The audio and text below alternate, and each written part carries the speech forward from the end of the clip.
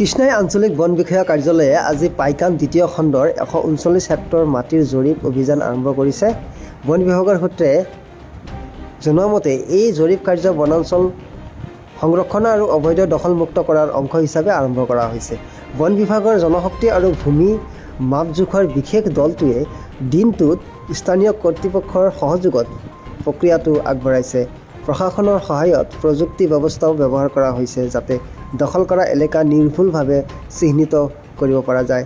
বিভাগীয় সূত্ৰই জনায় যে জৰীপ কাৰ্য সম্পূৰ্ণ হোৱাৰ পিছতেই পাইকান অঞ্চলত পুনৰ এক বিশেষ উচ্ছেদ অভিযান চলাব।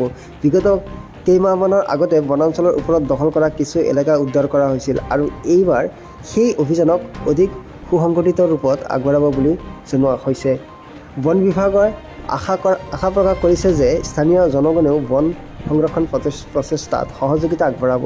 দখলমুক্ত এলেকাত পুনৰ বৃক্ষৰোপণ আৰু পৰিৱেশ পুনৰুদ্ধাৰ ব্যৱস্থাও গ্ৰহণ কৰা হ'ব বুলি জানিব পৰা গৈছে। কৃষ্ণাৰ পৰা ফজৰ আলীৰ ৰিপৰ্ট ফিনিজক।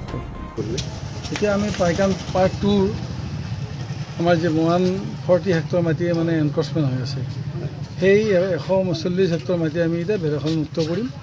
আৰু ইতিমধ্যে আমি আজি ছেটলমেণ্ট অফিচৰ কৰ্মচাৰীসকল আৰু আমাৰ বন বিভাগৰ কৰ্মচাৰীসকলে আমি এতিয়া যৌথভাৱে আমি ছাৰ্ভে কৰিলোঁ। ছাৰ্ভে কৰি ইতিমধ্যে আমাৰ প্ৰায়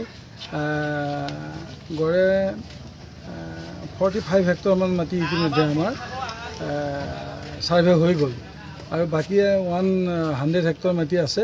এইখিনি মাটি আমাৰ 2-3 দিনমানৰ ভিতৰত আমাৰ কমপ্লিট হৈ যাব ছাৰ্ভে।